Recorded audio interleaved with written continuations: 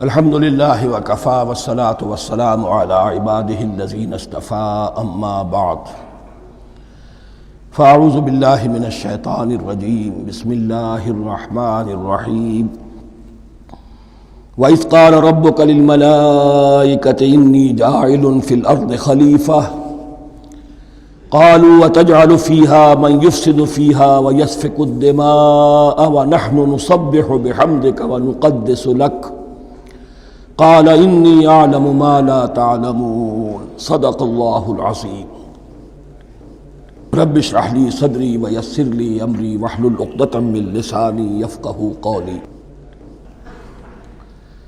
جیسا کہ میں نے عرض کیا تھا، سورہ بقرہ کے پہلے 4 رکوع نہایت اہم ہیں، نہایت جامع ہیں۔ پہلے 2 رکوعوں میں 3 قسم کے انسانوں کی وضاحت کی گئی، 3 قسم کے کردار کے نقشے کھینچ دیے گئے۔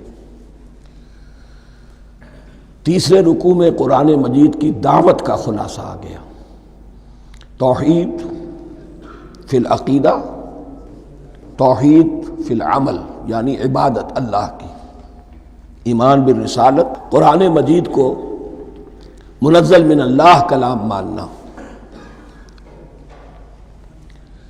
اس میں اگر شک ہے تو جو بھی چیلنج تھا، اگر واقعتاً تمہیں شک ہے، حقیقت میں شک نہیں ہے، لیکن جیسا کہ تم کہہ رہے ہو کہ تمہیں شک ہے تو کوشش کرو اس کے مقابلے کی ایک صورت بنا لاؤ۔ پھر آخرت، جنت اور دوزخ، ان دونوں کا تذکرہ ہو گیا۔ پھر ایک خاص مسئلہ جو قرآن مجید کے اسلوب پر اعتراض کی شکل میں آیا کہ اس میں مچھر جیسی حقیر شے کا بھی تذکرہ ہے، اس کی حکمت بیان کر دی گئی کہ تشبیہ اور تمثیل میں ظاہر بات ہے کہ ممثل لہو اور ممثل بہی میں مناسبت چاہیے۔ جس چیز کے لیے تمثیل بیان کی جا رہی ہے، جس شے سے تمثیل بیان کی جا رہی ہے، ان میں مناسبت ہونی چاہیے، اس میں عظیم یا حقیر کا کوئی سوال نہیں۔ پھر یہ بات کہ جن لوگوں کے دلوں میں زیغ ہے، کجی ہے، وہ اس قرآن سے بھی ان کی ضلالت میں، گمراہی میں اضافہ ہوگا۔ جو لوگ طالب حق ہیں ان کو یہ قرآن مجید ہدایت دے گا، اور کن کو اللہ گمراہ کرتا ہے؟ جو سرکش ہے، جو نمبر 1 اللہ سے جو عہد کر کے دنیا میں آئے تھے اس کی خلاف ورزی کر رہے ہیں اور صلہ رحمی کے بجائے قطع رحمی کرتے ہیں۔ اس کے بعد ایک بہت اہم فلسفیانہ بات آ گئی، اور اسی کے ضمن میں میں نے اصل میں یہ ساری بات دہرائی ہے۔ میں نے کہا تھا کہ یہ بات واضح ہوگی آگے جا کر سورہ غافر میں۔ پھر ذہن میں لائیے کہ جب یہ صورت نازل ہوئی ہے، سورہ غافر نازل ہو چکی تھی، لہذا یہاں اجمالی تذکرہ ہے، وہاں تفصیلی تذکرہ ہے۔ اہل جہنم کا قول نقل ہوا ہے، ربنا امتنا اثنتین واحییتنا اثنتین فاعترفنا بذنوبنا فہل الی خروج من سبیل۔ اے اللہ، تو نے 2 مرتبہ ہم پر موت وارد کی، 2 مرتبہ ہمیں زندہ کیا، اب ہم نے اپنے قصور تسلیم کر لیے، تو اب یہاں سے بھی کوئی اور مرحلہ ہے یا نہیں؟ یہاں سے نکلنے کا بھی کوئی راستہ ہے یا نہیں؟ اس سے حقیقت یہ واضح ہوئی، انسان کی تخلیق اول ہوئی عالم ارواح میں، صرف ارواح کی حیثیت سے، اور حدیث میں آتا ہے الارواح جنود مجندہ، لشکروں کی شکل، تمام انسان۔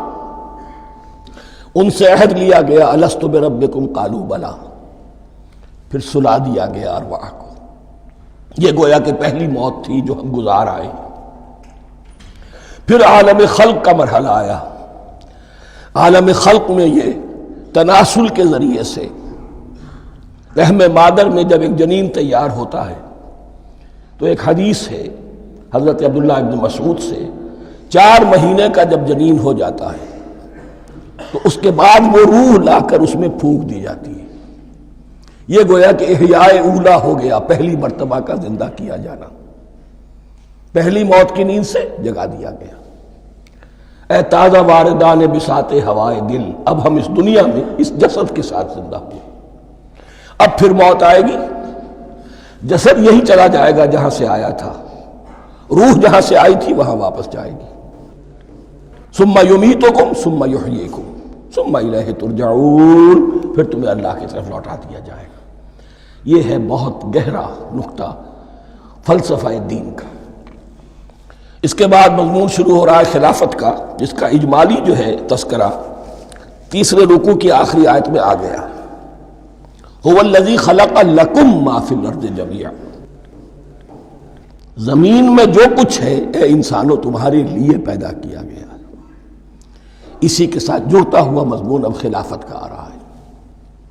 وَإِذْ قَالَ رَبُّكَ لِلْمَلَائِكَةِ إِنِّي جَاعِلٌ فِي الْأَرْضِ خَلِيفَةً، اور یاد کرو جب کہ کہا تھا تمہارے رب نے فرشتوں سے، میں بنانے والا ہوں زمین میں ایک خلیفہ۔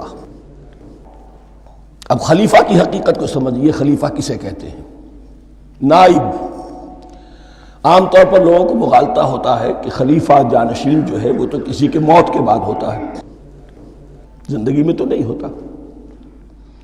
لیکن یہاں اصل میں ہمارے لیے بہت آسان ہے، انسان کی جو اصل حقیقت ہے اس دنیا میں اس کو سمجھنے کے لیے یوں سمجھیے کہ ہم آج سے 50 سال پہلے انگریز کے غلام تھے۔ ہمارا بادشاہ یا ملکہ انگلستان میں تھا یا تھی، دہلی میں وائس رائے ہوتا تھا۔ وائس رائے کا کام کیا ہے؟ جو حکم آیا ہے ہز میجسٹیز گورنمنٹ کا یا ہر میجسٹیز گورنمنٹ کا جو حکم آیا ہے بلا چون و چرا، بغیر کسی تغیر اور تبدل کے نافذ کرے۔ ہاں جہاں کوئی حکم وہاں سے نہیں ہے تو یہاں کے حالات میں بہترین اپنی رائے قائم کرے، غور و فکر کرے، یہاں کی مصلحتیں کیا ہے، جو چیز بھی امپائر کی مصلحت میں ہو اس کے مطابق فیصلہ کر سکتا ہے۔ بین ہی یہی رشتہ ہے۔ اللہ ہے لیکن اللہ نے اپنے آپ کو غیب کے پردے میں چھپا لیا ہے۔ زمین پر انسان ہے، اب انسان کا کام یہ ہے جو ہدایت آ رہی ہے اللہ کی طرف سے اس پر تو بے چون و چرا عمل کرے۔ جہاں کوئی ایکسپریس ہدایت نہیں ہے، کوئی واضح ہدایت نہیں ہے، وہاں اپنے بیسٹ ججمنٹ کو ایکسرسائز کرے۔ اسی کا نام اجتہاد ہے۔ غور و فکر کرے، سوچے، اور جو بات روح دین کے زیادہ سے زیادہ مطابقت رکھنے والی ہو اس کو اختیار کر لے۔ بین ہی یہی رشتہ ہے در حقیقت، رشتہ خلافت کہ جو اللہ اور انسان کے مابین ہے۔ اب یہ جو دی گئی ہے یہ حیثیت تمام انسانوں کو دی گئی ہے۔ پوٹینشلی ہر انسان اللہ کا خلیفہ ہے، لیکن جو اللہ کا باغی ہو جائے، جو خود حاکمیت کا مدعی ہو گیا، گویا کہ وہ باغی ہے۔ اب اگر شاہجہان بادشاہ تھا، اس کا کوئی ولی عہد تھا، اور ولی عہد جو ہے صبر نہیں کر سکتا، اپنے باپ کی زندگی ہی میں بغاوت کر دیتا ہے، حکومت حاصل کرنا چاہتا ہے، تو اب وہ کیا ہے؟ واجب القتل ہے۔ جو لوگ بھی حاکمیت کے مدعی ہو گئے، ویسے تو حقیقت واجب القتل ہے، لیکن دنیا میں مہلت دی ہے اللہ نے، یہ دارالامتحان ہے، فوراً قتل نہیں کرتا، فوراً ختم نہیں کرتا۔ وَلَوْلَا كَلِمَةٌ سَبَقَتْ مِن رَبِّكَ إِلَىٰ أَجَلٍ مُّسَمًّى لَقُضِيَ بَيْنَهُمْ، اگر یہ پہلے بات طے نہ ہو چکی ہوتی، ایک وقت معین تک کے لیے انہیں مہلت اللہ نے نہ دی ہوتی تو اللہ فیصلہ چکا دیتا، لیکن مہلت دی ہے۔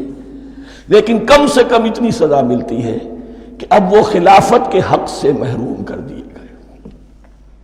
گویا کہ اب خلافت دنیا میں ہوگی خلافت المسلمین، صرف وہی شخص کہ جو اللہ کو مانے اپنا حاکم مطلق، وہ خلافت کا اہل ہے۔ تو یہ چند باتیں خلافت کی اصل حقیقت کے ضمن میں یہیں پر سمجھ لیجیے۔ وَإِذْ قَالَ رَبُّكَ لِلْمَلَائِكَةِ إِنِّي جَاعِلٌ فِي الْأَرْضِ خَلِيفَةً قَالُوا أَتَجْعَلُ فِيهَا مَن يُفْسِدُ فِيهَا وَيَسْفِكُ الدِّمَاءَ وَنَحْنُ نُسَبِّحُ بِحَمْدِكَ وَنُقَدِّسُ لَكَ۔ اور یاد کرو جب کہ تمہارے رب نے کہا تھا فرشتوں سے کہ میں زمین میں خلیفہ بنانے والا ہوں، تو انہوں نے کہا کہ کیا تو بنائے گا اس میں جو فساد مچائے گا، اس میں اور خوریزی کرے گا۔ وَنَحْنُ نُسَبِّحُ بِحَمْدِكَ وَنُقَدِّسُ لَكَ، ہم آپ کی تسبیح اور تحمید اور آپ کی تقدیس میں لگے ہوئے ہیں۔ قَالَ إِنِّي أَعْلَمُ مَا لَا تَعْلَمُونَ، فرمایا میں جانتا ہوں جو تم نہیں جانتے۔ اب یہاں سوال پیدا ہوتا ہے کہ فرشتوں کو یہ گمان کیسے ہوا، یا یہ خیال کیسے ہوا؟ دو رائے ہیں اس میں۔ ایک تو یہ کہ انسان کی تخلیق سے پہلے اس دنیا میں جنات تھے، اور انہیں بھی کچھ اللہ نے تھوڑا سا اختیار دیا تھا، اور انہوں نے یہاں فساد مچایا۔ انہی پر قیاس کرتے ہوئے فرشتوں نے سمجھا کہ انسان بھی پھر زمین میں فساد مچائے گا، خونریزی کرے گا۔ ایک دوسری اصولی بات یہ کہی گئی ہے کہ خلافت کا لفظ جب استعمال ہوا تو اس کے معنی ہے کہ کوئی نہ کوئی اختیار بھی ملے گا۔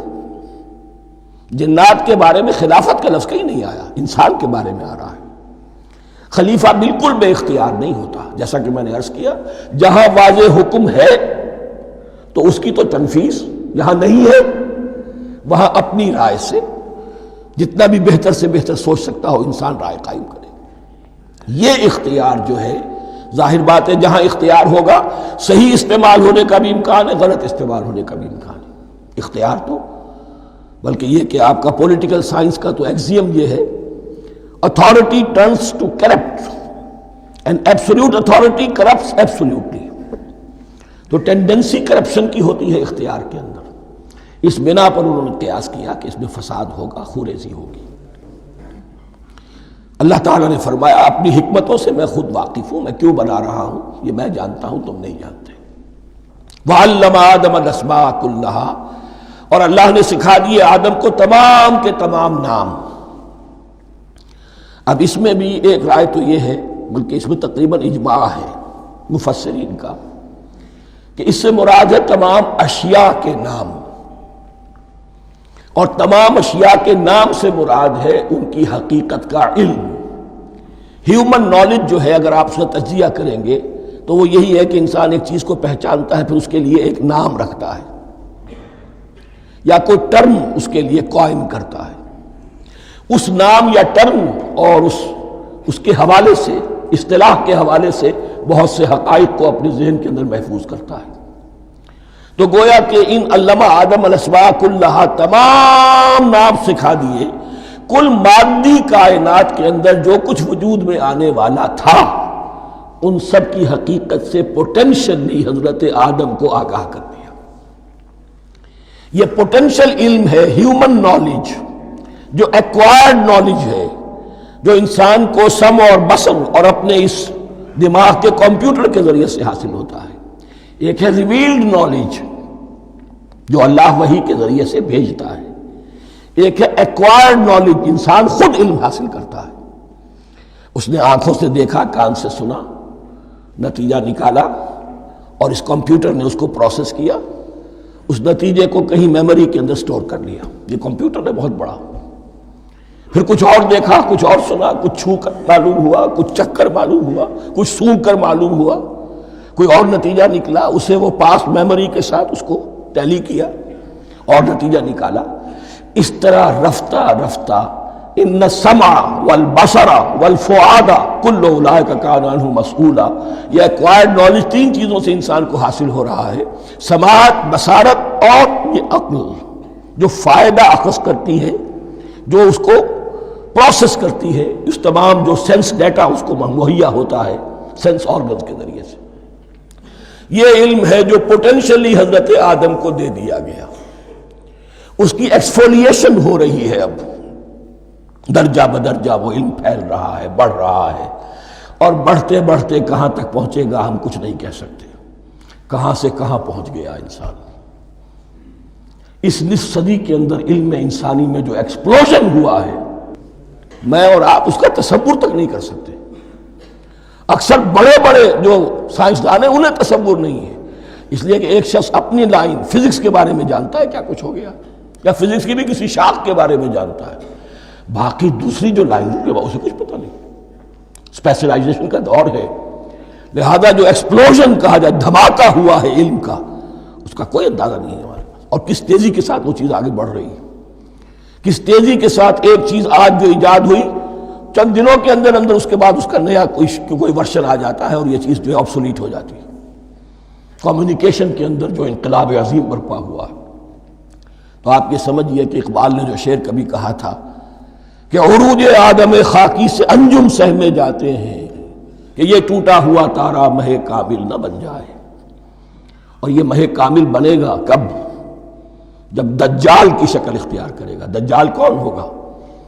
جو ان تمام قواعد طبیعہ کے اوپر قابو پا لے گا، جب چاہے گا جہاں چاہے گا بارش برسائے گا، رزق کے تمام خزانے اپنے ہاتھ میں لے لے گا، جو اس کے اوپر ایمان لائے گا اسی کو ملے گا، کسی اور کو نہیں ملے گا، اس کی آواز پوری دنیا میں سنائی دے گی،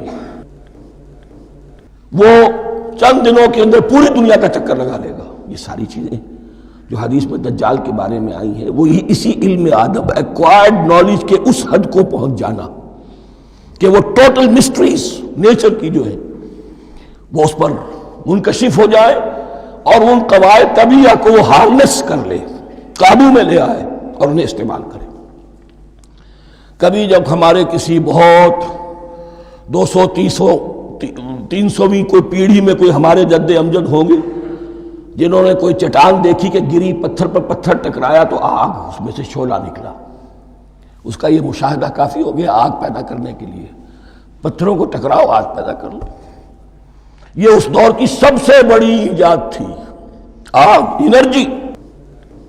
اب وہ انرجی کہاں سے کہاں پہنچی، وہ آگ نے بھاپ کی شکل اختیار کی، پھر ہم نے بجلی ایجاد کی، اور کب کیا ہے ایٹمک انرجی ہے اور نہ معلوم کیا کیا ہے، واللہ اعلم۔ ان تمام چیزوں کا تعلق ہے خلافت ارضی کے ساتھ، لہذا فرشتوں کو جو بتایا گیا وہ یہ ہے کہ آدم کو علم بھی دیا جا رہا ہے، صرف اختیار ہی نہیں دیا جا رہا، علم دیا جا رہا ہے۔ وَعَلَّمَ آدَمَ الْأَسْمَاءَ كُلَّهَا ثُمَّ عَرَضَهُمْ عَلَى الْمَلَائِكَةِ، پھر ان تمام اشیاء کو پیش کیا فرشتوں کے سامنے۔ فَقَالَ أَنبِئُونِي بِأَسْمَاءِ هَؤُلَاءِ، اور فرمایا کہ مجھے بتاؤ ان چیزوں کے نام، ان کنتم صادقین، اگر تم سچے ہو۔ قالوا سبحانک لا علم لنا الا ما علمتنا، انہوں نے کہا پروردگار تو پاک ہے ہر نقص سے، ہر عیب سے، ہر ضعف سے، ہر احتیاج سے، مبرہ ہے، منزہ ہے، اعلیٰ ہے، ارفع ہے۔ لا علم لنا الا ما علمتنا، ہمیں کوئی علم حاصل نہیں سوائے اس کے جو تو نے ہمیں سکھا دیا ہے۔ اس کی تعبیر یہی بہتر معلوم ہوتی ہے کہ ملائکہ کی حیثیت در حقیقت اس کائناتی جو حکومت ہے اللہ کی، آفاقی حکومت، اس کے کارندوں کی ہے، یہ اس کے سول سرونٹس ہیں، تو ہر ایک کو صرف اس کے شعبے کے متعلق علم دیا گیا ہے، علم جامع نہیں ہے، تمام چیزوں کا علم یہ معلوم کرنے کی استعداد ان کے پاس نہیں ہے۔ کوئی فرشتہ فرض کیجئے بارش کے اوپر مامور ہے، کوئی پہاڑوں پر مامور ہے، جس کا ذکر سیرت میں آتا ہے کہ جب طائف میں حضور پر پتھراؤ ہوا ہے تو اس کے بعد ایک فرشتہ حاضر ہوا ہے کہ میں ملک الجبال ہوں، اللہ نے مجھے پہاڑوں پر مامور کیا ہوا ہے، آپ اگر فرمائیں تو جن لوگوں نے آپ کو ستایا ہے، یہ جو طائف جن دو پہاڑوں کے درمیان یہ وادی ہے، ان کو آپس میں ٹکرا دوں کہ یہ پس کر اور سرما بن جائے۔ آپ نے فرمایا نہیں، کیا عجب، اللہ تعالیٰ ان کی اگلی نسلوں کو ہدایت دے دے۔ تو فرشتے ہیں، کوئی پہاڑوں پر مامور ہے، کوئی کسی خدمت پر مامور ہے، ان کو علم دیا گیا ہے صرف انہی کی اپنی جو بھی فرائض منصبی ہیں ان کے شعبے سے متعلق، کل نہیں۔ جامعیت جو ہے علم کی وہ ہے کہ جو حضرت آدم علیہ السلام کو پوٹینشلی دے دی گئی اور جو اب بڑھتے بڑھتے ایک بہت جلاور درخت بن چکا۔ سبحانک لا علم لنا الا ما علمتنا انک انت العلیم الحکیم، یقیناً آپ ہی کی ذات ہے جو کل کے کل علم کی حامل ہے اور جس کے اوپر حکمت بھی، جس کی حکمت بھی کامل ہے، باقی تو ہر مخلوق میں سے ہر ایک کا علم ناقص رہے گا۔ العلیم، کل علم کا جاننے والا تو ہی ہے، الحکیم، کل حکمت وہ تو تیرے ہی پاس ہے۔ قال یا آدم انبئہم باسمائہم، اللہ نے فرمایا کہ آدم ان کو بتاؤ ان کے نام۔ فلما انباہم باسمائہم، تو جب انہوں نے بتا دیے ان کو، فرشتوں کو، ان کے نام، قال الم اقل لکم انی اعلم غیب السماوات والارض، تو اللہ نے فرمایا کہ میں نے کہا نہیں تھا کہ میں جانتا ہوں آسمانوں اور زمین کی تمام غائب چیزوں کو جو تمہاری نگاہوں سے بھی اوجھل ہے، غیب، میں ہر شے کا جاننے والا ہوں۔ وَأَعْلَمُ مَا تُبْدُونَ وَمَا كُنْتُمْ تَكْتُمُونَ، اور میں جانتا ہوں جو کچھ تم ظاہر کر رہے تھے اور جو کچھ تم چھپا رہے تھے۔ چھپانے میں محسوس ہوتا ہے کہ ان کی خواہش یہ تھی کہ خلافت ہمیں ملے، ہم خدام ادب ہیں، ہر وقت تسبیح و تحمید اور تقدیس میں مصروف ہیں، جو حکم ملتا ہے بجا لاتے ہیں، تو یہ خلافت کسی اور مخلوق کو کیوں ملے؟ یہاں صرف یہ اور بتا دوں کہ یہ چونکہ اب ایک تیسری مخلوق کا ذکر بھی بعد میں آئے گا، 3 صاحب تشخص مخلوقات ہیں اللہ کی، صاحب تشخص، صاحب شعور، جن میں میں کا شعور ہے، انا، میں۔ ایک ملائکہ ہیں، ان کی تخلیق نور سے ہوئی ہے۔ ایک انسان ہے جن کی تخلیق گارے سے ہوئی ہے۔ ایک جنات ہیں جن کی تخلیق آگ سے ہوئی ہے۔ باقی حیوانات ہیں، ان میں شعور تو ہے، خود شعوری نہیں ہے۔ Self consciousness, there is a world of difference between consciousness and self consciousness. انسان جب دیکھتا ہے تو اس کو یہ بھی معلوم ہے میں دیکھ رہا ہوں۔ کتا بلہ دیکھتا ہے، اسے یہ اندازہ نہیں ہوتا کہ میں دیکھ رہا ہوں، دیکھنے کا ایک نتیجہ ہے جو نکل آتا ہے، لیکن میں کا وجود نہیں ہے۔ یہ انا، سیلف، ایگو، یہ انسان میں ہے، جنات میں ہے، شعور میں، اور فرشتوں میں ہے۔ ایک نوری مخلوق، ایک ناری مخلوق، ایک زمین کے اس کرسٹ میں، یہ جو مٹی اور گارے، مٹی اور پانی کا جو ملغوبہ ہے گارے کی شکل میں، اس سے بنا ہے۔ قال يا آدم انبئهم بأسمائهم فلما انبأهم بأسمائهم قال ألم أقل لكم إني أعلم غيب السماوات والأرض وأعلم ما تبدون وما كنتم تكتمون وإذ قلنا للملائكة اسجدوا لآدم فسجدوا إلا إبليس۔ اور یاد کرو جب کہ ہم نے کہا فرشتوں سے سجدہ کرو سب کے سب آدم کو، جھک جاؤ آدم کے سامنے، فسجدوا، ان سب نے سجدہ کیا، الا ابلیس، سوائے ابلیس کے۔ پہلی بات تو یہ سمجھیے کہ تمام ملائکہ کے سجدے کی ضرورت کیا تھی؟ کیا یہ صرف تعظیماً تھا؟ اور تعظیماً اگر تھا تو کیا آدم خاکی کی تعظیم تھی یا کسی اور شے کی تعظیم تھی؟ مکی صورتوں میں یہ بات 2 جگہ واضح کی گئی ہے۔ فَإِذَا سَوَّيْتُهُ وَنَفَخْتُ فِيهِ مِن رُوحِي فَقَعُوا لَهُ سَاجِدِينَ، جب میں اس آدم کی تخلیق مکمل کر لوں اور اس میں اپنی روح میں سے پھونک دوں، تب گر پڑنا اس کے سامنے سجدے میں۔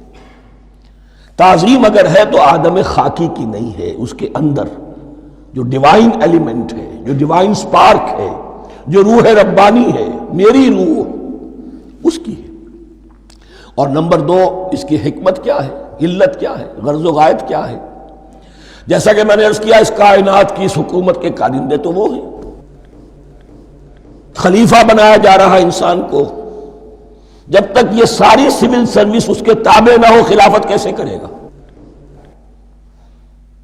دیکھیے میں جانا چاہتا ہوں، چوری کرنے کے لیے جانا چاہتا ہوں، راستے میں کتنے فیکٹرز ہوں گے، کتنے فزیکل فینومینا ہوں گے۔ میں چلنا چاہتا ہوں، میں زمین کو دھکیلتا ہوں، زمین مجھے دھکیلتی ہے، زمین مجھے نہ دھکیلے تو میں کیسے چلوں گا؟ یہ پوری کائنات جو ہے، یہ جب ہم کوئی ارادہ کرتے ہیں اور کوئی فعل کرتے ہیں تو اس فعل کے پورے ہونے میں، اس کے ظہور میں نہ معلوم کون کون سے ایلیمنٹس ہیں، کون کون سی فورسز آف دی نیچر ہیں جو ہمارے ساتھ موافقت کرتی ہے تو ہم وہ کام کر سکتے ہیں۔ اور ان سب پر فرشتے مامور ہیں، ہر ایک کی اپنی ڈومین ہے۔ اگر وہ تابع نہ ہوں تو خلافت کی کوئی معنی نہیں۔ خلافت دی گئی ہے، یہ ادھر جانا چاہتا ہے جانے دو، یہ نماز کے لیے مسجد میں جانا چاہتا ہے جانے دو، یہ چوری کے لیے نکلا ہے نکلنے دو، اس لیے کہ اس کو جو اختیار دیا گیا ہے، اس کے اختیار کے استعمال میں یہ تمام جو قوتیں ہیں وہ اس کے ساتھ موافقت کرتی ہیں، تب اس کا کوئی ارادہ، وہ اچھا ہو یا برا، وہ پایہ تکمیل کو پہنچ سکتا ہے۔ یہ گویا کہ سبارڈینیشن اس کے لیے سمبل کہ تمام فرشتوں کو جھکا دیا گیا۔ البتہ اس آیت میں ایک مغالطہ پیدا ہوتا ہے، الا ابلیس، سوائے ابلیس کے۔ مغالطہ یہ پیدا ہوتا ہے کہ شاید وہ بھی فرشتہ تھا، اس لیے کہ حکم تو فرشتوں کو دیا گیا تھا۔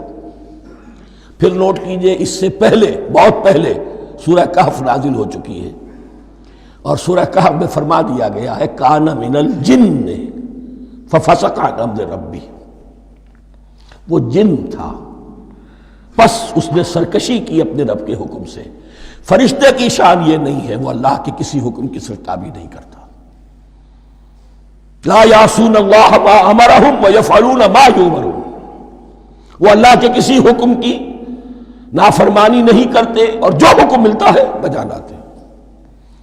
یہ جنات کے اندر اختیار تھا، جیسے اختیار انسانوں کو دیا گیا ہے۔ جنات میں نیک بھی ہیں، بد بھی ہیں، اعلیٰ بھی ہیں، ادنا بھی ہیں، جیسے انسانوں میں۔ لیکن یہ عزازیل جو جن تھا، علم اور عبادت دونوں کے اعتبار سے بہت بلند ہو گیا تھا، اور یہ فرشتوں کا یوں سمجھیے کہ ہم نشین، فرشتوں کے ساتھ اس طور سے شامل، جیسے بہت سے انسان بھی اگر اپنی بندگی میں، زہد میں، عبادت میں، نیکی میں ترقی کریں تو ان کا ملائے اعلیٰ کے ساتھ، عالم ارواح کے ساتھ، عالم ملائکہ کے ساتھ ایک رابطہ قائم ہوتا ہے۔ اسی طریقے سے وہ جو عزازیل تھا، جن ہونے کے باوجود اپنی نیکی، عبادت، پارسائی اور اپنے علم میں فرشتوں سے بہت آگے تھا، اس لیے معلم الملکوت کی شکل اختیار کر چکا تھا۔ اس کو اپنی زوم تھا، یہ بات جیسا کہ میں نے عرض کیا 7 مرتبہ قرآن میں یہ بات آئی ہے، قصہ ابلیس و آدم، کہ فرشتوں کو حکم ہوا کہ سجدہ کرو، سب جھک گئے، ابلیس نے سجدے سے انکار کر دیا 7 مرتبہ۔ یہ 7ویں مرتبہ ہے جو ہم پڑھ رہے ہیں، مصحف میں پہلی مرتبہ آ رہا ہے، ترتیب نزول میں 7ویں مرتبہ آ رہا ہے۔ یہ آدم و ابلیس کا قصہ اس سے آگے سورہ اعراف میں آئے گا، پھر سورہ ہجر میں آئے گا، سورہ بنی اسرائیل میں آئے گا، سورہ کہف میں آئے گا، سورہ طٰہٰ میں آئے گا، سورہ صاد میں آئے گا، 6 مرتبہ مکی قرآن میں، 1 مرتبہ یہاں۔ تو یہاں اشارہ نہیں کیا، اس لیے مغالطہ ہو سکتا ہے، لیکن یہ کہ سورہ کہف میں آپ کو بتا چکا ہوں کان من الجن ففسق عن امر ربی، اس نے اپنے رب کے حکم سے سرتابی۔ ابلیس اس کا صفاتی نام ہے اب، اس لیے کہ ابلس یبلسو کے معنی ہوتے ہیں مایوس ہو جانا۔ یہ اللہ کی رحمت سے بالکل مایوس ہے، اور مایوس جو ہو جائے وہ شیطان ہو جاتا ہے۔ اب میرا تو چھٹکارا نہیں ہے، جتنوں کو برباد کر سکوں کروں، میری تو عاقبت خراب ہو چکی ہے، جتنوں کو اپنے ساتھ، ہم تو ڈوبے ہیں صنم، تم کو بھی لے ڈوبیں گے۔ اب وہ شیطان اس معنی میں کہ انسان کی عداوت اس کی گھٹی میں پڑ گئی، اس نے اللہ سے پھر اجازت بھی لی کہ مجھے مہلت دے دے یوم یبعثون، قیامت تک کے دن کے لیے، تو میں ثابت کر دوں گا کہ یہ آدم اس رتبے کا حقدار نہ تھا، مستحق نہ تھا جو اسے دیا گیا۔ انا خیر منہ، میں اس سے بہتر ہوں۔ خلقتنی من نار وخلقتہ من طین، تو نے مجھے آگ سے بنایا، اسے گارے سے بنایا۔ لیکن یہ تکبر ہے در حقیقت کہ جس نے اسے راندہ درگاہ حق کر دیا۔ وَإِذْ قُلْنَا لِلْمَلَائِكَةِ اسْجُدُوا لِآدَمَ فَسَجَدُوا إِلَّا إِبْلِيسَ أَبَىٰ وَاسْتَكْبَرَ، ابا اس نے انکار کیا، واستکبر اور تکبر کیا، استکبار کیا، وَكَانَ مِنَ الْكَافِرِينَ۔ کانا عربی زبان میں 2 طرح کا ہوتا ہے، تامہ، ناقصہ۔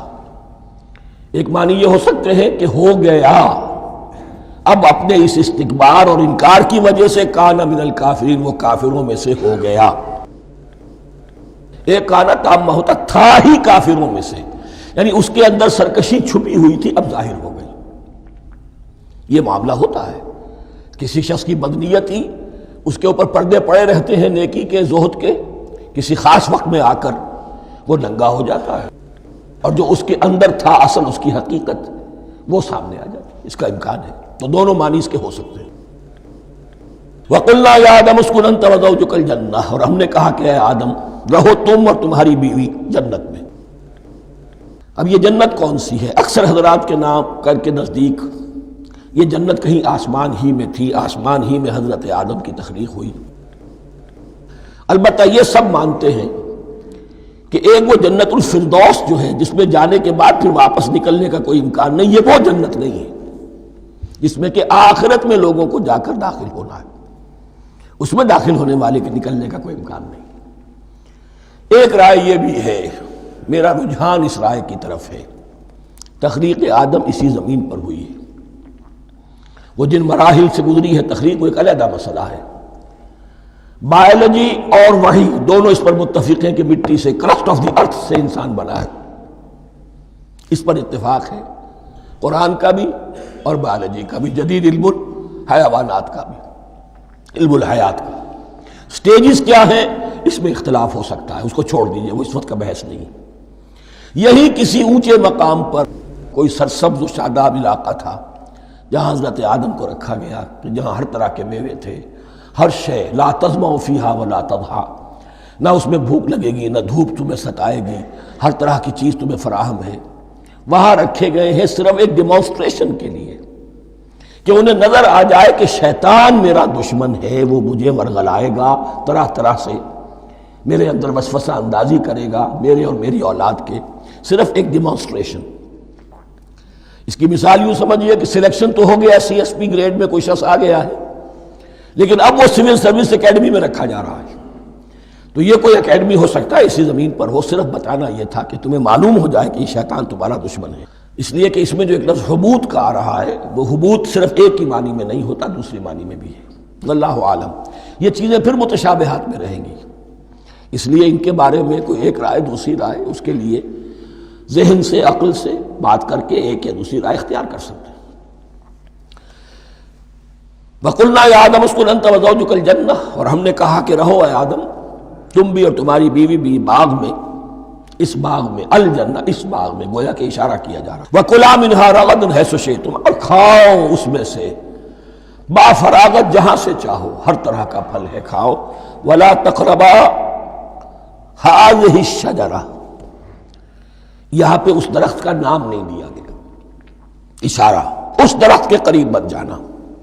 فَتَكُونَا مِنَ الظَّالِمِينَ، تو تم ظالموں میں سے ہو جاؤ گے،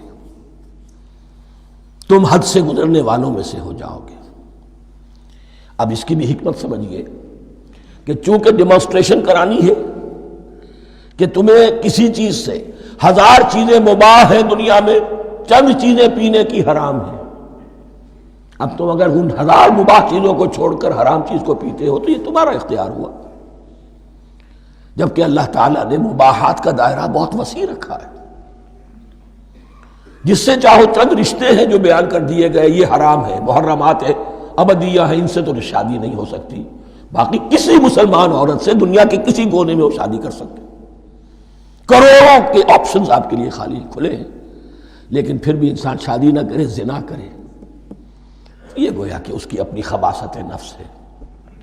ایک نہیں، دو دو، تین تین، چار چار تک شادی کرو، اجازت ہے تمہیں۔ تو اس اعتبار سے مباحات، اب یہ پورا باغ تمہارے لیے مباح ہے، بس ایک درخت ہے، اس کے پاس نہ جانا، اور درخت کا نام لینے کی کوئی ضرورت نہیں، تو آزمائش تھی نا، صرف ایک آزمائش اور اس کی ڈیمانسٹریشن۔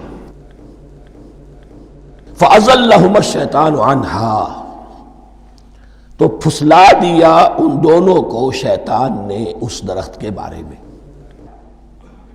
اب وہ کس کس طریقے سے پھسلایا، یہ بھی جیسا کہ میں نے عرض کیا 6 مرتبہ چونکہ یہ قصہ آ چکا ہے، اس کی آپ کو سورہ طٰہٰ میں تفصیل ملے گی، کس کس طریقے سے پھسلایا اور اس بات کے لیے تیار کیا۔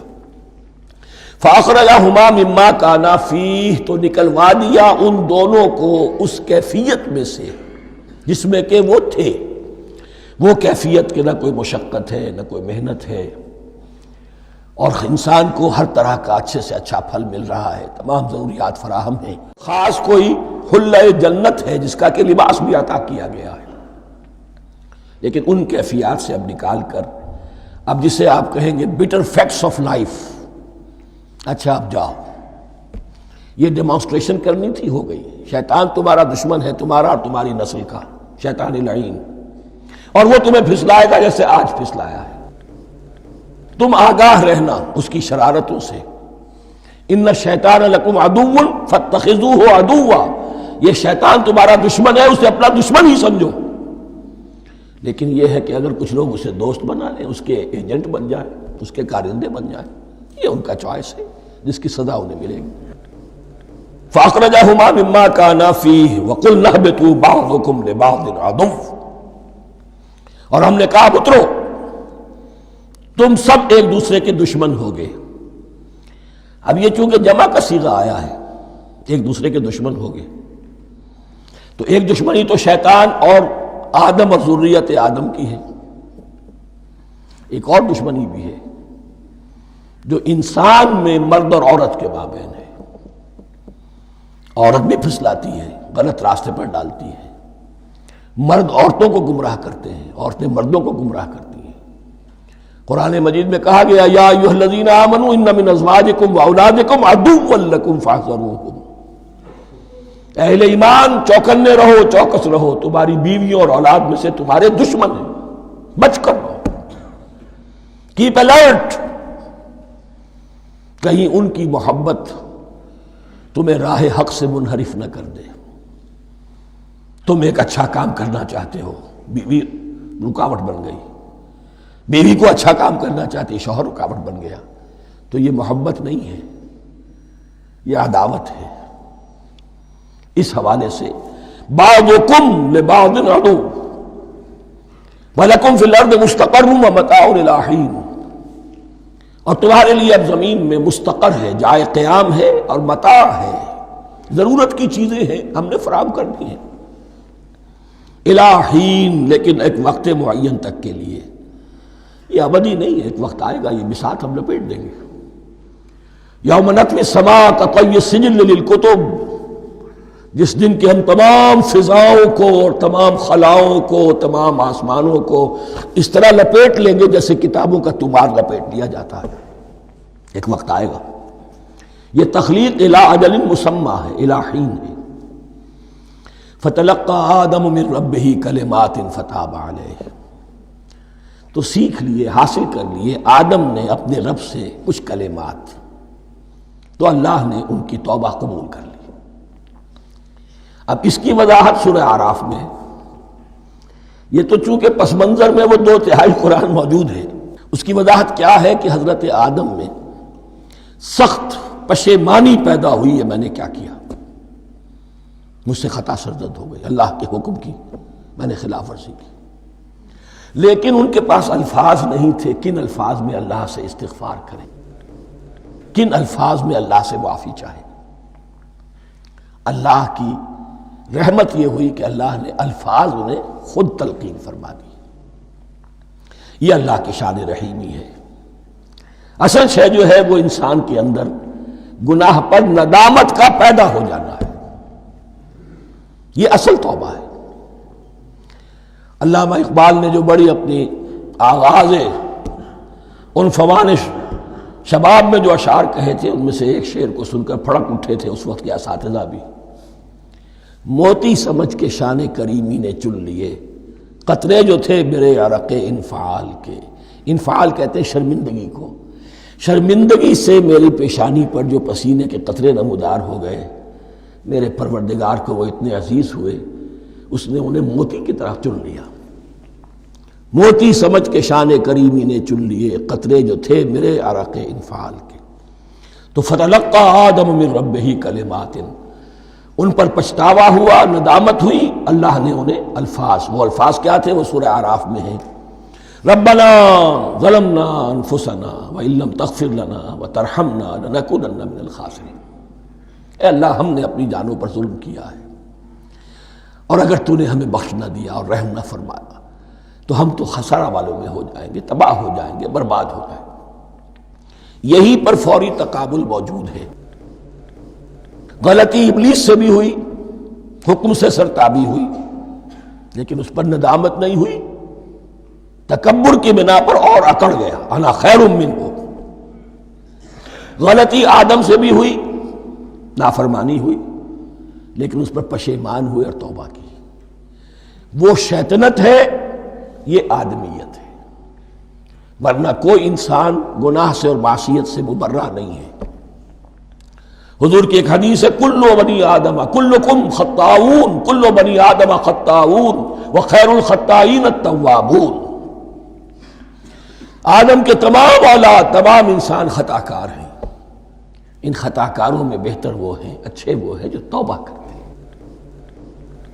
تو یہاں حضرت آدم سے غلطی ہوئی، انہوں نے توبہ کی، پشیمانی ہوئی، ندامت ہوئی، اس نے کی اور اس پر جم گیا، اصرار کیا. فتلقى آدم من ربه کلمات فتاب علیہ انہ هو التواب الرحیم. یقیناً وہی تو ہے بہت توبہ کو قبول فرمانے والا اور بہت رحم فرمانے والا. یہ نوٹ کیجئے گا توبہ کا لفظ دونوں طرف سے آتا ہے. بندہ بھی تواب وخیر الخطائین التوابون. تواب بندے بھی ہو گئے، تواب اللہ بھی ہے. اس کی اصل حقیقت کیا ہے؟ بندے نے خطا کی اور دور ہو گیا اللہ سے. اللہ نے اپنی رحمت کی نگاہ اس سے پھیر لی. بندے نے توبہ کی، اللہ پھر اپنی رحمت کے ساتھ اس کی طرف متوجہ ہو گیا. توبہ کے معنی پلٹنا. بندہ معصیت سے توبہ کر کے اپنی اصلاح کی طرف، بندگی کی طرف، اطاعت کی طرف پلٹ آیا. اللہ نے جو اپنی نظر رحمت پھیر لی تھی، اللہ نے پھر وہی اپنی شان غفاری اور رحیمی کے ساتھ بندے کی طرف توجہ فرما لی. جس کے لیے حدیث میں الفاظ آتے ہیں تم اگر میری طرف بالشت بھراؤ گے میں ہاتھ بھراؤں گا، تم اگر چل کر آؤ گے میں دوڑ کر آؤں گا. ہم تو مائل بکرم ہے کوئی سائل ہی نہیں، راہ دکھلائیں کسے رہنم منزل ہی نہیں. وہ تو تواب ہے.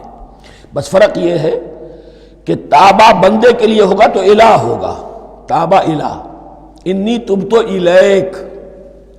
اور جب اللہ کی طرف سے ہوگا تابہ علیہ، وہ اعلیٰ ہوگا، اس پر توبہ کی. یعنی اللہ کی بلند شان ہے تو انسان توبہ کرتا ہے تو اس کی طرف توبہ کرتا ہے.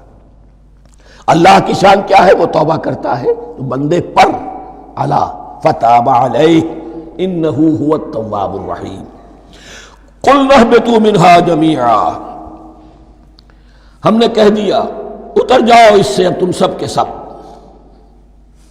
فَإِمَّا يَأْتِيَنَّكُم مِّنِّي هُدًى. اب یہاں لفظ آیا اہبطوا، یہاں بھی پہلے بھی آیا ہے. جو حضرات یہ سمجھتے ہیں کہ تخلیق آدم آسمانوں پر ہوئی ہے اور جنت بھی وہ آسمان میں ہے جہاں رکھے گئے تھے، آزمائش یا ٹریننگ یا ڈیمانسٹریشن والی جنت، وہ یہاں حبوط کا ترجمہ کریں گے کہ آسمان سے زمین پر اترنے کا حکم دیا گیا. جو لوگ سمجھتے ہیں یہی کسی بلند مقام پر تھے، وہ کہتے ہیں کہ نیچے اترو، کسی بڑی اونچی سطح مرتفع پر اگر کوئی جگہ تھی تو اب نیچے اترو اور جاؤ، اب تمہیں زمین میں ہل چلانا پڑے گا اب روٹی حاصل کرنے کے لیے. یہ جو نعمتوں کے دسترخوان یہاں بچھے ہوئے تھے یہ اب تمہارے لیے نہیں ہے. اس کے لیے اس معنی میں اس لفظ کا استعمال جو ہے وہ آ جائے گا آگے چل کر اسی سورہ بقرہ کے اندر، کہ اس معنی میں بھی سورہ بقرہ کے 7ویں رکوع میں یہ لفظ استعمال ہوا ہے. تو امکان اس کا بھی ہے. بس اس سے آگے ادھر یا ادھر کی زیادہ بحث کرنے کا یہ موقع دورہ ترجمہ قرآن میں نہیں ہے. قُلْ اهْبِطُوا مِنْهَا جَمِيعًا فَإِمَّا يَأْتِيَنَّكُم مِّنِّي هُدًى فَمَن تَبِعَ هُدَايَ فَلَا خَوْفٌ عَلَيْهِمْ وَلَا هُمْ يَحْزَنُونَ. تو جب بھی آئے گی تمہارے پاس میری جانب سے کوئی ہدایت، تو جو کوئی میری ہدایت کی پیروی کرے گا اس کے لیے نہ خوف ہوگا اور نہ وہ حزن سے دوچار ہوگے. یہ ہے علم انسانی کا دوسرا گوشہ، ریویلڈ نالج. اس چوتھے رکوع کی جو حسن ہے اسے دیکھیے.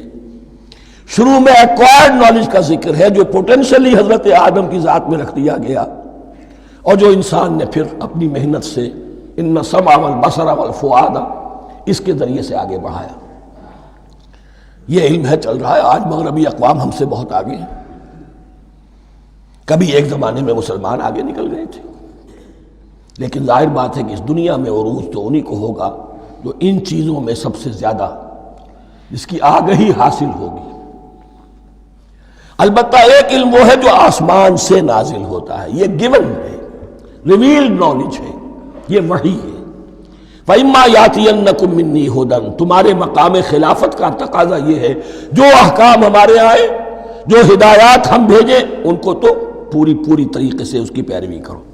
فَمَن تَبِعَ هُدَايَ. تو جو کوئی بھی میری ہدایت کی پیروی کرے گا فَلَا خَوْفٌ عَلَيْهِمْ وَلَا هُمْ يَحْزَنُونَ. وَالَّذِينَ كَفَرُوا. اور جو ناشکری کریں گے، کفر کریں گے، انکار کریں گے، وَكَذَّبُوا بِآيَاتِنَا. اور ہماری آیات کو جھٹلائیں گے، فَأُولَٰئِكَ أَصْحَابُ النَّارِ هُمْ فِيهَا خَالِدُونَ. تو وہ جہنمی ہوں گے، آگ والے ہوں گے، اس میں ہمیشہ رہیں گے.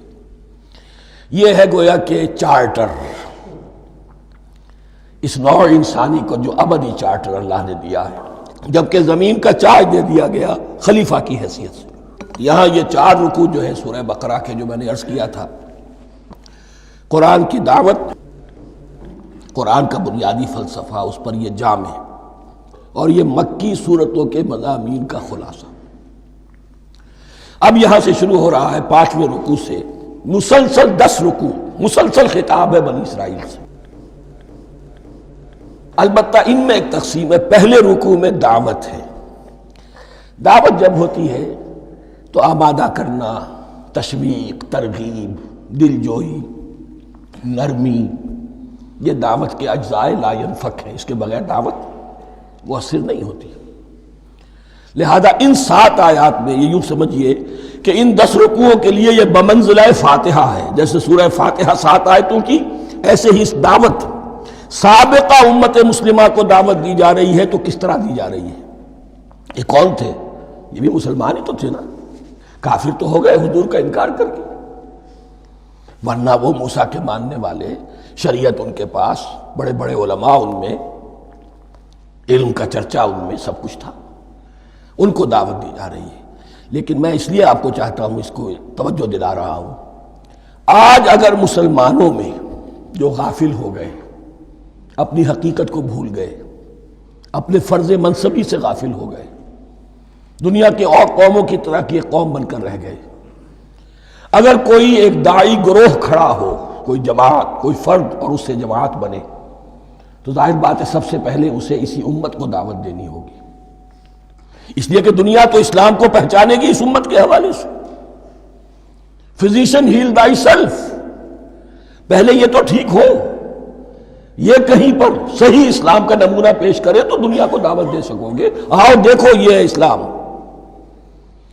اس لیے ان کو جو دعوت دینے کا اسلوب ہونا چاہیے وہ عکس ہوگا اس اسلوب کا جو ان 7 آیات میں ہمارے سامنے آ رہا ہے۔ یا بنی اسرائیل اذکروا نعمتی التی انعمت علیکم، اے بنی اسرائیل، اسرائیل کو سمجھ لیجئے یہ مرکب لفظ ہے، اسر اسی سے اسیر بنا ہے، اسیر جو کسی کا قیدی ہوتا ہے، ایل عبرانی میں اللہ کے لیے ہے، اور اسرائیل کا ترجمہ ہے عبداللہ، اللہ کا غلام، اللہ کے ساتھ بندھا ہوا اس کی اطاعت کے قلاتے کے اندر۔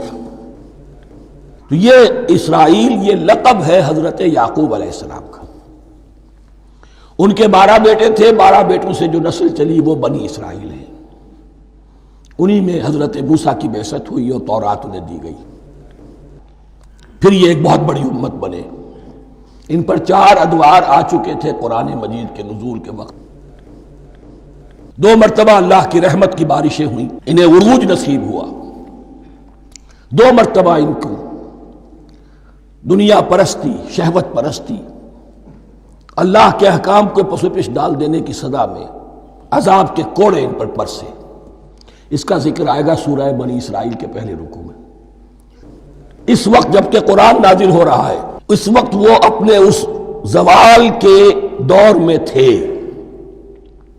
حال یہ تھا کہ حضور صلی اللہ علیہ وسلم کی بعثت سے پہلے ہی 2nd ٹیمپل بھی شہید کیا جا چکا تھا، گرایا جا چکا تھا۔ حضرت سلیمان نے جو بنایا تھا ہیکل سلیمانی، جس کو یہ 1st ٹیمپل کہتے ہیں، اسے نیبوکدنضر نے گرا دیا تھا حضرت مسیح سے بھی کئی 100 سال پہلے۔ لیکن اس کے بعد پھر یہ رومنز نے سن 70 عیسوی میں حضور کی ولادت سے 500 برس پہلے ان کا یہ یروشلم تباہ و برباد ہوا، اس میں لوگوں کو قتل کیا گیا، قتل عام ہوا، اور 2nd ٹیمپل جو ہے وہ بھی گرا دیا گیا، جو اب تک گرا پڑا ہوا ہے۔ صرف ایک ویلنگ وال ہے جس کے پاس جا کر یہودی جو ہے ماتم کر لیتے ہیں، روتے ہیں، اور اب وہ بنانے پر تلے ہوئے ہیں اپنا 3rd ٹیمپل، اس کے نقشے بن چکے ہیں، بلو پرنٹ بن چکے ہیں۔ لیکن بہرحال جس وقت قرآن نازل ہو رہا تھا یہ بہت ہی پستی میں تھے۔ اس کے بارے میں فرمایا، اے بنی اسرائیل ذرا یاد کرو میرے اس انعام کو جو تم پر ہوا۔ وہ انعام کیا ہے؟ میں نے تمہیں اپنی کتاب دی، نبوت سے سرفراز فرمایا، اپنی شریعت تمہیں عطا فرمائے، تمہیں داؤد، تمہارے اندر داؤد اور سلیمان جیسے بادشاہ اٹھائے جو بادشاہ بھی تھے، نبی بھی تھے۔ وَأَوْفُوا بِعَهْدِي، اور میرے وعدے کو پورا کرو تاکہ میں بھی اپنے وعدے کو پورا کروں۔ یہ وعدہ ہے جو کتاب استثناء جو ہے اولڈ ٹیسٹمنٹ کی، ڈیوٹرانومی، اس کے 18ویں باب کی آیت نمبر 18 اور 19 میں ہے۔ حضرت موسیٰ سے خطاب کر کے اس میں اللہ نے یہ الفاظ فرمائے، میں ان کے بھائیوں میں سے تیرے مانند ایک نبی برپا کروں گا اور اس کے منہ میں اپنا کلام ڈالوں گا، اور وہ وہی کچھ بتائے گا جو میں اس سے کہوں گا۔ یہ گویا کہ حضرت موسیٰ علیہ السلام کی امت کو بتایا جا رہا تھا کہ نبی آخر الزمان آئیں گے اور تمہیں انہیں قبول کرنا ہے۔ قرآن مجید میں اس کا بڑا تفصیلی ذکر سورہ اعراف میں آئے گا انشاءاللہ، لیکن یہاں فرمایا اوفوا بعہدی اوف بعہدکم، تم میرا عہد پورا کرو، میرے اس نبی کو تسلیم کرو، اس پر ایمان لاؤ، اس پر کی صدا پر لبیک کہو، تو میں تمہیں میرے انعام و اکرام اور بڑھتے چلے جائیں گے۔ وَإِيَّايَ فَارْهَبُونَ، اور صرف مجھ سے ڈرو۔ وَآمِنُوا بِمَا أَنزَلْتُ مُصَدِّقًا لِمَا مَعَكُمْ، اور ایمان لاؤ اس پر جو میں نے نازل کیا ہے، جو تمہارے پاس جو تورات ہے اس کی تصدیق کرتے ہوئے آیا ہے۔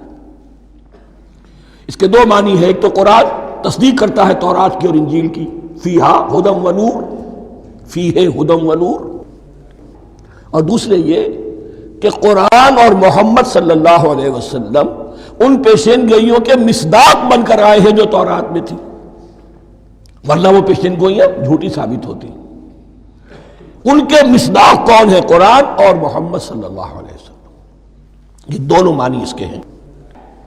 وَآمِنُوا بِمَا أَنزَلْتُ مُصَدِّقًا لِمَا مَعَكُمْ وَلَا تَكُونُوا أَوَّلَ كَافِرٍ بِهِ، اور دیکھو تم ہی سب سے پہلے ان کا کفر کرنے والے نہ بن جاؤ۔ تمہیں تو سب کچھ معلوم تھا، تم تو منتظر تھے، تم تو آخری نبی کے انتظار میں تھے اور ان کے حوالے سے دعائیں کیا کرتے تھے کہ اللہ اس نبی آخر الزمان کے واسطے سے ہماری مدد فرما اور کافروں کے مقابلے میں ہمیں فتح عطا فرما۔ یہ آئے گا آگے چل کر اسی سورہ بقرہ کے اندر۔ لیکن اب تم ہی سب سے بڑھ کر کافر ہو گئے، تم ہی سب سے بڑھ کر دشمن ہو گئے۔ وَلَا تَكُونُوا أَوَّلَ كَافِرٍ بِهِ وَلَا تَشْتَرُوا بِآيَاتِي ثَمَنًا قَلِيلًا، اور دیکھو میری ان آیات کے عوض حقیر سی قیمت قبول نہ کرو۔ یہ آیات الہیہ ہیں، ان کو رد کر رہے ہو کس لیے؟ ہماری مسندیں، ہماری حیثیت، ہماری چودراہٹیں، کہیں ان پر کوئی آنچ نہ آ جائے۔ حقیر سی چیزیں، یہ صرف اس دنیا کا سامان ہے، اس کے سوا کچھ نہیں۔ وَلَا تَشْتَرُوا بِآيَاتِي ثَمَنًا قَلِيلًا وَإِيَّايَ فَاتَّقُونِ، اور صرف مجھ سے تقوی اختیار کرو، میرا تقوی اختیار کرو۔ وَلَا تَلْبِسُوا الْحَقَّ بِالْبَاطِلِ وَتَكْتُمُوا الْحَقَّ وَأَنْتُمْ تَعْلَمُونَ، اور نہ گڈمڈ کرو حق کے ساتھ باطل کو، اور مت چھپاؤ حق کو، درا حالے کہ تم جانتے ہو۔ یہ بات اچھی طرح نوٹ کر لیجیے، جانتے بوجھتے کرنا، ایک ہے مغالطے میں کرنا، وہ ضلالت ہے، گمراہی ہے۔ ایک جان بوجھ کر کرنا، حق کو پہچان کر اسے رد کرنا، یہ پھر اللہ تعالیٰ کے غضب کو دعوت دینا ہے، ریت آف اللہ، اس کے غضب کو دعوت دینا ہے کہ حق کو پہچان کر اس کی نفی کی جائے۔ وَأَنْتُمْ تَعْلَمُونَ، علماء یہود قرآن مجید میں آگے چل کر آئے گا، ایسے پہچانتے تھے محمد کو اور قرآن کو جیسے اپنے بیٹوں کو، یعرفونہ کما یعرفون ابناہم، ایسے پہچانتے جیسے اپنے بیٹوں۔ وَأَقِیمُوا الصَّلَاةَ وَآتُوا الزَّکَاةَ، دیکھو نماز قائم کرو، زکوٰۃ ادا کرو۔ وَارْکَعُوا مَعَ الرَّاکِعِینَ، اور جھکنے والوں کے ساتھ جھکو۔ یہ اول تو رکوع کو انہوں نے اپنے ہاں سے خارج کر دیا تھا، ثانیاً باجماعت نماز ان کے ہاں ختم ہو گئی تھی۔ وَارْکَعُوا مَعَ الرَّاکِعِینَ، جماعت باجماعت نماز کی طرف اشارہ ہے۔ أَتَأْمُرُونَ النَّاسَ بِالْبِرِّ وَتَنْسَوْنَ أَنفُسَكُمْ، کیا تم لوگوں کو نیکی کا حکم دیتے ہو، تقویٰ کی، پارسائی کی تعلیم دیتے ہو؟ میں کہہ رہا ہوں نا کہ اصل میں مخاطب کون ہے؟ علماء یہود۔ اس آیت سے ثابت ہو گیا عالم ہمارا بھی جب بھی کھڑا ہوگا اونچے سے اونچا واز کہے گا، اعلیٰ سے اعلیٰ بات کہے گا۔ اکثر و بیشتر کا حال یہ ہے کہ ان کا اپنا کردار دیکھیے تو کوئی مناسبت ہی نہیں اس سے کہ جو وہ بات کہہ رہا ہے، جو لوگوں کو دعوت دے رہا ہے اس پر خود عمل نہیں۔ تو یہی در حقیقت علماء یہود کا کردار بن چکا تھا۔ اَتَأْمُرُونَ النَّاسَ بِالْبِرِّ وَتَنْسَوْنَ أَنفُسَكُمْ، کیا تم لوگوں کو نیکی کا حکم دیتے ہو اور خود اپنے آپ کو بھول جاتے ہو؟ وَأَنْتُمْ تَتْلُونَ الْكِتَابَ، اور یہ سب کچھ تم کر رہے ہو اس حال میں کہ کتاب پڑھتے بھی ہو، تورات پڑھتے ہو، صاحب تورات ہو۔ ہمارے بھی بہت سے علماء کا علماء سو جنہیں ہم کہتے ہیں حال یہ ہو چکا ہے، خود بدلتے نہیں قرآن کو بدل دیتے ہیں، ہوئے کس درجہ فقیہان حکم بے توفیق۔ جو صورتحال ہے صرف قرآن کا متن بچا ہوا ہے، اس کے مفہوم میں، اس کی تفسیر میں، اس کے ترجمے میں تو تحریفیں موجود ہیں، بڑی بڑی تحریفیں موجود ہیں، متن بچا ہوا ہے، وہ اس لیے کہ اللہ تعالیٰ نے اس کی حفاظت کا ذمہ لیا ہے۔ وَاسْتَعِینُوا بِالصَّبْرِ وَالصَّلَاةِ، اور مدد حاصل کرو دو چیزوں سے، صبر اور نماز۔ یہ صبر کا لفظ یہاں پر بہت قیمتی ہے، بہت بامانی ہے۔ علماء سو کیوں وجود میں آتے ہیں؟ جب وہ دنیا کے کتے بن جائیں گے تو وہ دین کو بدنام کرنے والے ہوں گے۔ بظاہر دینی مناسب ہیں لیکن اصل میں ان کے پردے میں دنیا داری کی جا رہی ہے، صبر نہیں۔ بس صبر کے ساتھ اور نماز کے ساتھ، اس لیے کہ آپ صحیح راستے پر آئیں گے۔ اگر کوئی عالم دین لوگوں پر تنقید کرے گا، لولا ینہاہم الربانیون والاحبار، کیوں نہیں روکتے ان کے علماء اور ان کے اولیاء اور صوفیاء ان کو حرام کھانے سے اور جھوٹ بولنے سے؟ اگر کوئی شخص روکے گا اس کو پھر نذرانے تو نہیں ملیں گی، اس کی خدمتیں تو نہیں ہوں گی۔ اگر تو دنیا میں صبر اختیار کرنا ہے تب تو آپ حق بات کہہ سکتے ہیں، اور اگر دنیاوی ایمبیشنز ہیں تو پھر آپ کو کہیں نہ کہیں کمپرومائز کرنا پڑے گا۔ وَاسْتَعِینُوا بِالصَّبْرِ وَالصَّلَاةِ، صبر اور نماز۔ وَإِنَّهَا لَكَبِیرَةٌ، اور یقیناً یہ بہت بھاری شے ہے، بہت بھاری شے ہے۔ عام طور پر خیال یہ ہے کہ انہا کی ضمیر صرف صلاۃ کی طرف جاتی ہے، نماز بہت بھاری ہے۔ ایک رائے یہ ہے کہ نہیں، یہ پورے طرز عمل کی طرف جا رہی ہے۔ یہ طرز عمل کہ خود صبر کرو، اس دنیا میں صبر کرو، دنیا اور دنیا کے متعلقات میں کم سے کم پر قانے ہو جاؤ، اور حق کا بول بالا کرنے کے لیے میدان میں آ جاؤ، یہ طرز عمل۔ اور اس میں پھر نماز، الصلاۃ عماد الدین۔ وَإِنَّهَا لَكَبِيرَةٌ إِلَّا عَلَى الْخَاشِعِينَ، یہ یقیناً بہت بھاری چیز ہے، یہ روش، یہ رویہ بھی بہت بھاری اور نماز بھی بہت بھاری ہے، سوائے ان خشوع رکھنے والوں کے، ڈرنے والوں کے، جن کے دل جھک گئے ہیں اللہ کے سامنے۔ الذین یظنون انہم ملاقو ربہم، جنہیں یہ یقین ہے کہ انہیں اپنے رب سے ملاقات کرنی ہے، جیسا کہ میں نے شروع میں توجہ دلائی تھی، وبالآخرۃ ہم یوقنون، یہ ایمان بالآخرت ہے جو انسان کو سیدھا رکھتا ہے عمل کے میدان میں۔ الذین یظنون انہم ملاقو ربہم وانہم الیہ راجعون، اور جنہیں یہ یقین ہے کہ بالآخر اسی کی طرف ہمیں لوٹنا ہے۔ بارک اللہ لی ولکم فی القرآن العظیم ونفعنی وإیاکم بالآیات